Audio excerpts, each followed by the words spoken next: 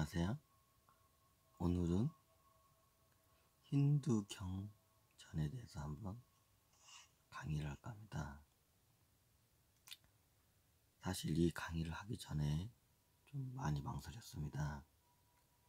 왜냐면요, 제가 만족할 만큼 힌두교에 대한 이해를 제가 잘 못했기 때문에요.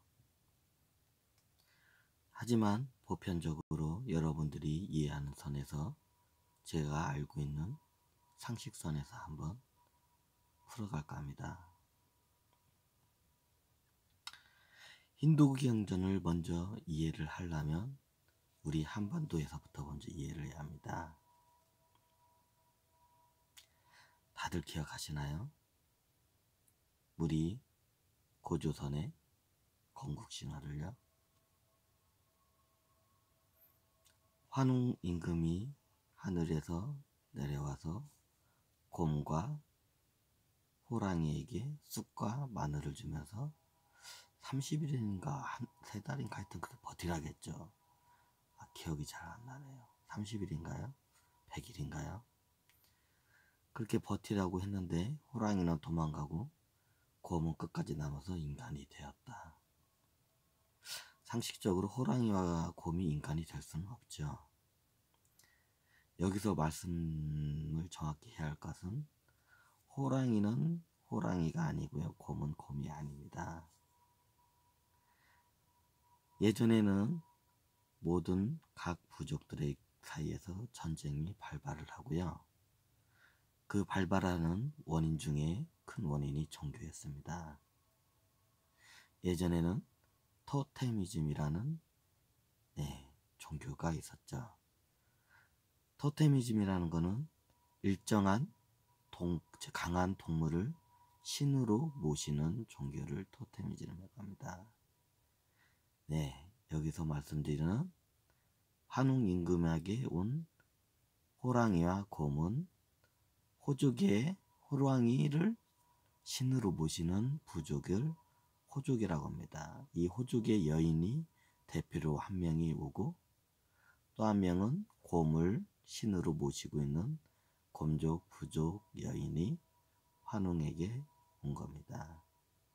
그래서 환웅 임금의 시험을 냈고 호족의 여인은 너무 성질이 급해서 그냥 뛰쳐나갔고 곰족의 여인은 끝까지 인내하고 버텨서 시험에 합격합니다.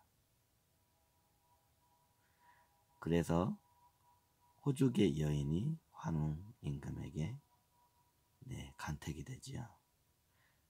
그래서 환웅 임금과 곰족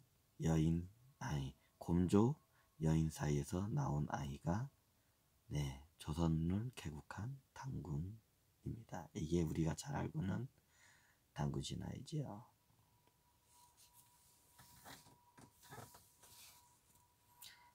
그런데 왜 여기서 단군 신화 힌두교를 설명하는데 왜 단군 신화를 왜 설명하냐고 이제 이렇게 질문을 다들 할 법합니다.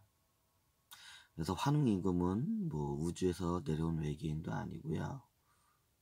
갑자기 어디서 구름을 타고 온 하늘에서 구름을 타고 온 존재 또한 아닙니다.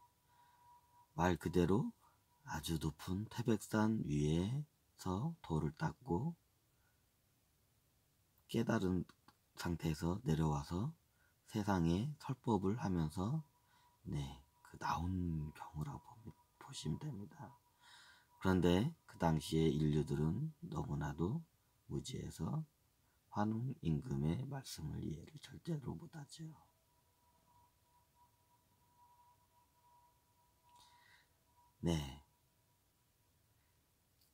나중에 우리 한반도 쪽에서도 이미 예전에는 그 만주나 중국, 이게 동아시아권은 다 예전에는 불교나 도교 같은 유교 같은 고등 종교가 나오기 전에 선사시대에는 이미 토테미즘이나 애니미즘, 샤머니즘이 있었습니다.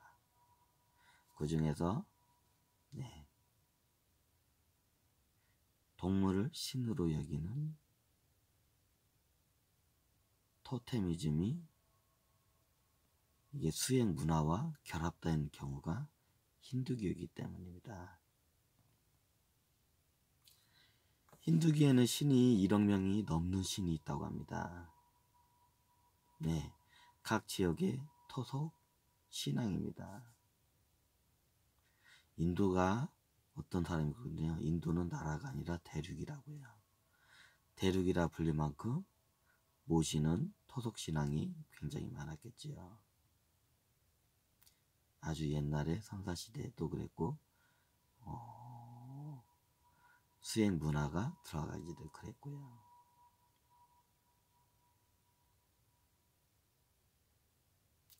자, 그러면 왜 힌두교라고 했을까요? 인도 사람들이 인도 사람은 힌두교라고 말을 안 했다고 합니다. 영국 사람들이 인도의 겐지스강에 와 보니까 이상한 이게 종교 단체들이 막 이상한 행동을 하는 거예요. 근데 이들은 다 종교가 틀린데 외부인들이 영국 사람이 봤을 때는 유럽 사람들이 봤을 때는 그냥 거기서 거기에요. 그냥 다 미개하고 이상해요. 그래서 겐지스강을 힌두라고 하더군요. 힌두인가? 그래서 겐지스강 그 지역명을 다 통틀어 가지고 쉽게 말하면 겐지스강 종교라고 보시면 돼요. 그걸 겐지스강 이름은 힌두인데 그걸 갖다 그 강 이름 지명을 그대로 해서 힌두교라고. 그거는 이제 유럽 사람들이 붙인 거지. 원래 인도 사람들은 자기를 힌두교라고 그렇게 생각을 안 했다고 하더군요. 마치 인디안이 자기 보고 인디안이라고 말을 않고요. 외부 사람들이 인디언이라고 해서 자기가 인디언이라고 된 거로 알고 있듯이요. 그거 아세요? 인디안에 왜 인디언이 됐는지 아세요? 이것도 힌두교하고 비슷한 건데 원래 미국에 있던 인디안들은 자기를 인디안이라고 안 불렀습니다. 콜럼버스는 인도를 찾아서 인도의 항만 루트를 찾아서 지구를 반대로 돌다 보니까 어쩌다가 발견했는데 그 대륙이 처음에 인도인 줄 알았대요. 네, 그게 아메리카죠. 그럼 거기 현지인들 오니까 그게 인도 사람인지 안 거예요. 그러면 우리나라는 인도라고 하지만 서양 사람들은 인도를 인디아라고 합니다. 그럼 인도 사람을 즉 인도 사람을 영어로 하면 어떻게 될까요? 네, 인디안이 됩니다. 그래서 인디안이 자기도 모르게 인디안이 됐습니다. 어쩌면 힌두교도 이와 비슷하죠. 어떻게 보면 힌두교라는 말 자체가 어떻게 보면 좀 안 맞을 수도 있어요. 나중에 이제 그렇게 외부에서 보니까 자기 인도 사람들 본인들도 자기가 힌두교 이제 이렇게 돼버린 경우죠. 원래 인도에도 선사시대 때부터 토테미즘이 있었습니다. 근데 동쪽에서 수행 문화가 전달이 되면서 그게 토테미즘과 토속신앙과 이런 수행 문화가 같이 결합을 한 게 지금 현대의 힌두교라고 보시면 됩니다. 힌두교에 1억 명의 신이 있다는 것은 말이 안 됩니다. 이거는.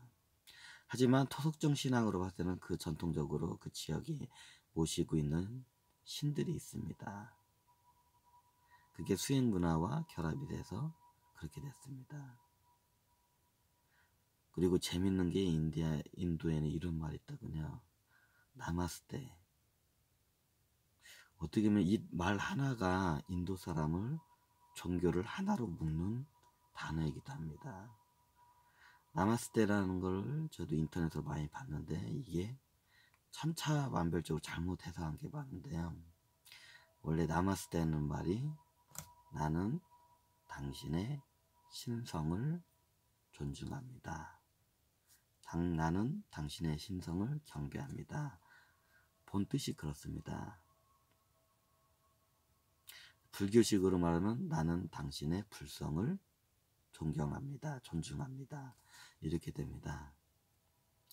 그런데 현 토테미즘에 이게 좀 있는 사람들한테는 어떻게 가냐면 나는 당신이 모시고 있는 신을 존중합니다. 이제 이런 식으로 하다 보니까 이런 문화가 어떻게 보면 인도를 좀 종교적으로 어떻게 보면 좀 분쟁을 좀 막는다고 해야 하나?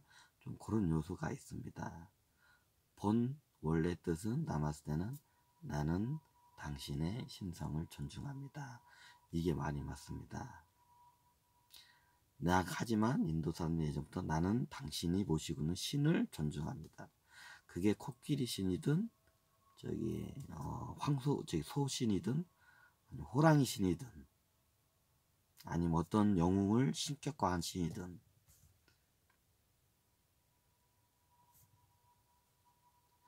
네, 좀 약간 이해가 되시나요?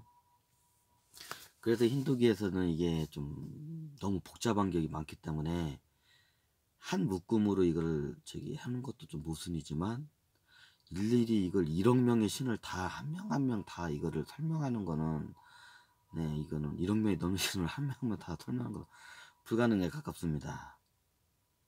그래서 저는 역사적인 약간 관점에서 힌두교를 좀 강의를 해봤습니다. 그리고 저도 예전에 힌두교를 잘 모를 때는 좀 약간 야만적이고 미개하고 이게 좀 그렇게 덜 떨어진 종교라고 저도 생각했는데요. 힌두교를 알면 알수록 네, 우리가 모르는 진국이 많이 있더군요. 그런데 그게 토테미즘과 기존에 잘못됐던 인간들의 관념에 의해서 많이 왜곡된 부분이 있습니다.